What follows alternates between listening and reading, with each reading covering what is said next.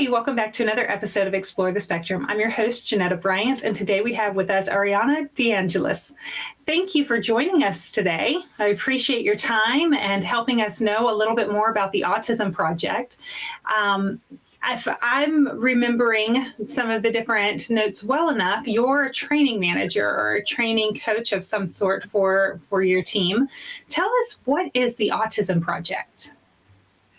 Well, that's a big question. So the Autism Project is a nonprofit organization. We are based out of Johnston, Rhode Island, but our work spans the globe, really. So we have different components. We have social groups. We have a summer camp here in Rhode Island.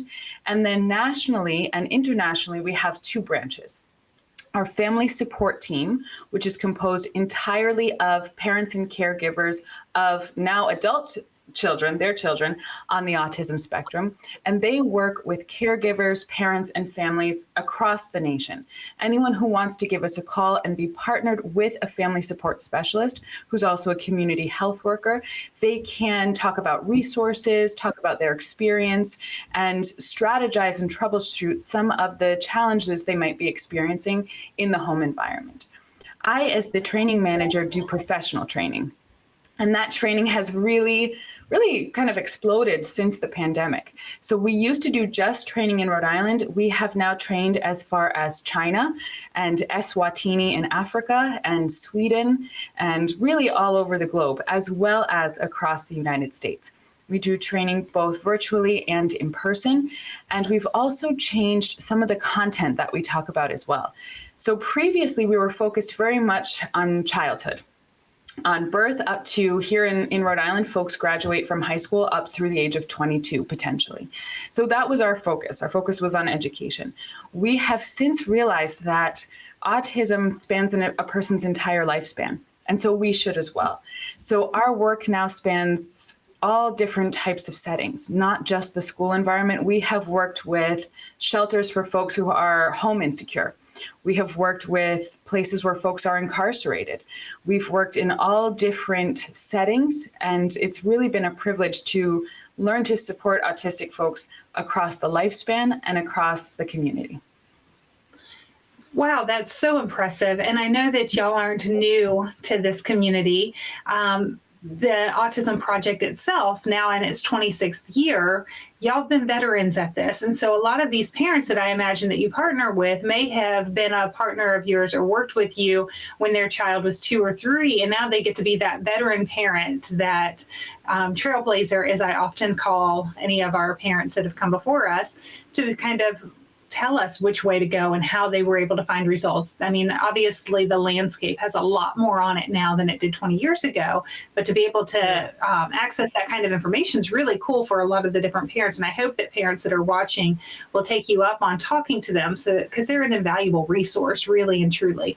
Now, when you're talking about professional development and training, are you talking about training occupational therapists and speech therapists and ABA that are already inside the community? Or are you talking about training people outside of our regular backyard, right? Are you talking about, restaurants and travel industries, and, the scope goes on and on? Absolutely. All of the above. So in our original type of training, the original training catalog that we had, it focused on our industry. It focused on teachers, occupational therapists, speech therapists, physical therapists. And we have since learned that the world really is hungry for information on autism. Just yesterday, in fact, I was privileged to teach educators and instructors at a surf school. So those that taught children and adults how to surf realized, we have autistic clients here that we're working with, and we need to know how to work with them specifically. How does their unique neurology experience their world? And once we understand that, we can really help to support the folks that we're training in the surf, in the ocean. So there were specific questions related to how do we help someone who's dysregulated while in the water? It was such an interesting way of rethinking autism and rethinking a lot of the strategies that we taught when we were working only in schools, and we certainly still continue to do that today. But now, how does that extend far beyond that? And we really have found people are really hungry for this information. And in fact, as a result of that, we've also created some YouTube videos to support. So anybody out in the community can go to our YouTube channel and check out, for example, the basics of autism. In that video, we spend a half an hour talking about what the diagnosis of autism really means. And anyone has access to that free video. We also have videos specific to first responders. We received a grant from the Department of Justice to create videos addressing autism and safety. And so we have videos for police, fire, and paramedics who might encounter an autistic person in an emergency or in a traffic stop. What do they need to know? And we have these videos to just support. You're on your way to an emergency and you're listening to this video in the background to just remind yourself, what do I need to know in this situation to best support folks on the ground? So we are really extending beyond our typical. Go ahead. No, that's fantastic. I'm glad to hear this. I mean, what a comprehensive program that y'all work with in its entirety, right? From parents and professionals trying to tackle it from not only the early diagnosis and early intervention through transitioning, but the entire lifespan.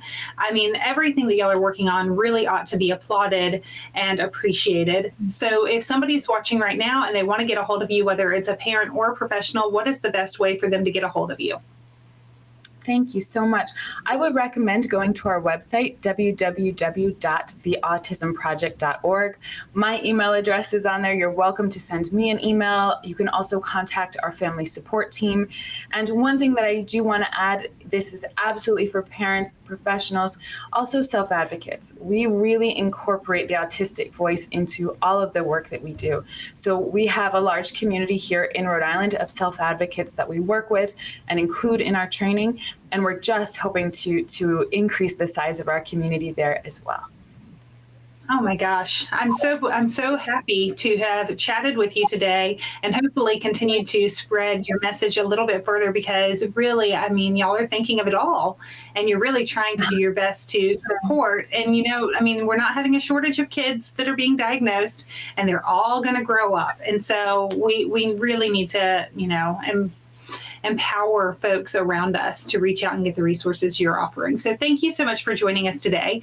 And for all of our viewers, thank you for joining us as well as we continue to explore the possibilities.